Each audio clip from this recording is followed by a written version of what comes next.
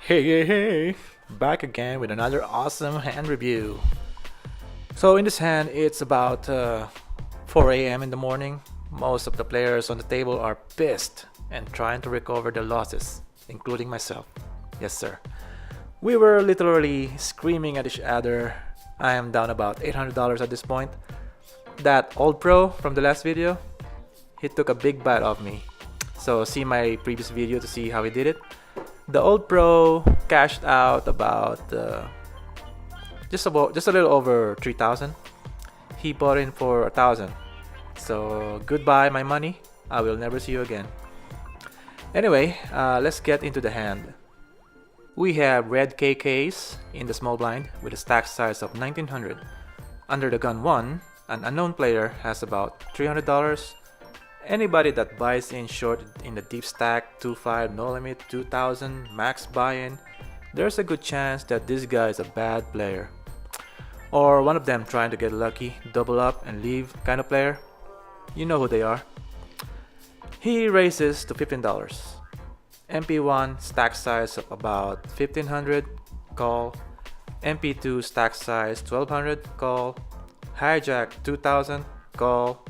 Button 1,000, call.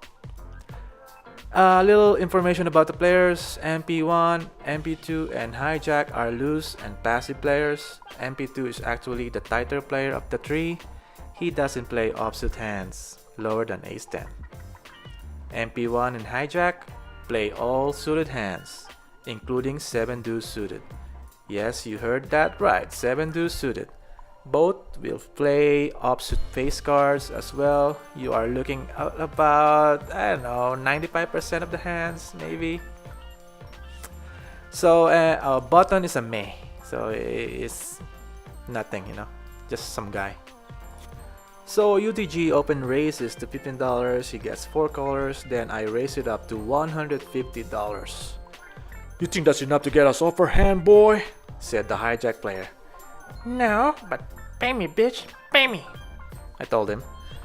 UTG1 fold, MP1 insta call, MP2 fold, hijack insta call, button fold. We are going 3 players to the flop, out of position, with a face-up range, pot about $500, let's get fucked. Flop comes jack of clubs, 8 of diamonds, 4 of clubs. A very wet board, I would say. Although my opponents are very loose, they aren't crazy. They most of the time will play straightforward, especially in a multi-way pot like this. I occasionally see them semi-bluff, but that's pretty rare. Going multi-way with our KK hand is, I think, actually a good thing because our hands are somewhat protected. None of us will dare to make an unconventional move, like for example jamming this flop with 9-10 of clubs or any combo draws.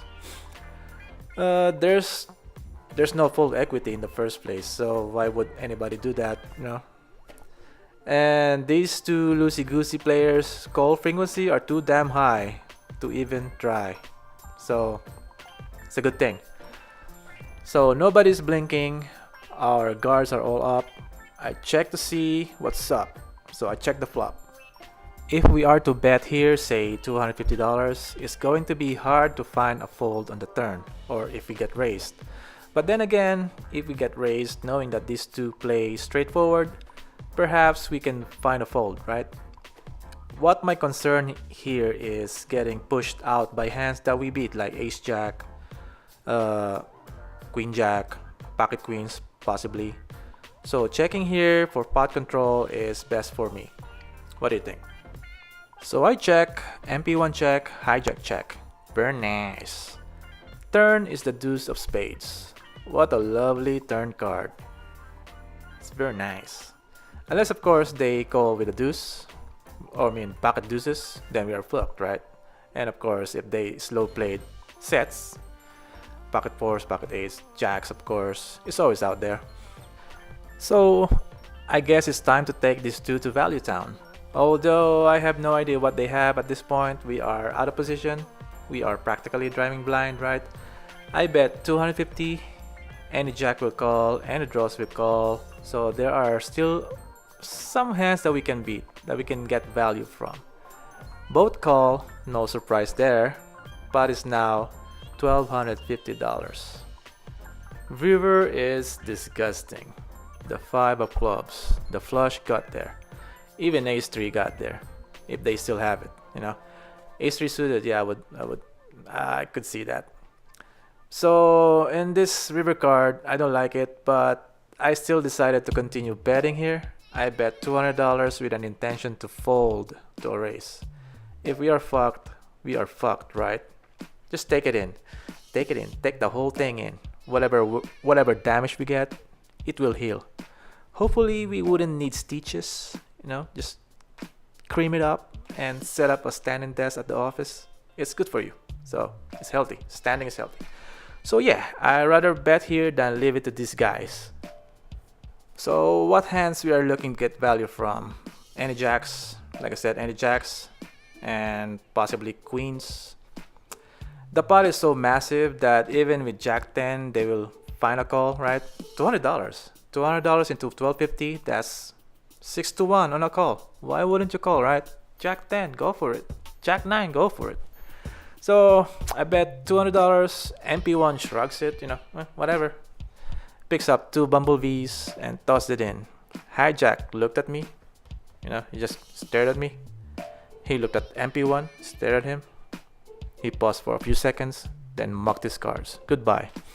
He probably had a jack. And he probably, you know, he had a jack in his hand and realized that he can't beat MP1. If he can't beat MP1, he can't beat me. So I show MP1 nods his head in approval. It's like, very nice. Nice hand, sir.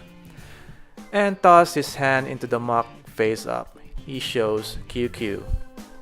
Ace Jack is gone, right? So, and just like that, I'm back in the black. A few minutes later, I happily cashed out. See you later, fuckers.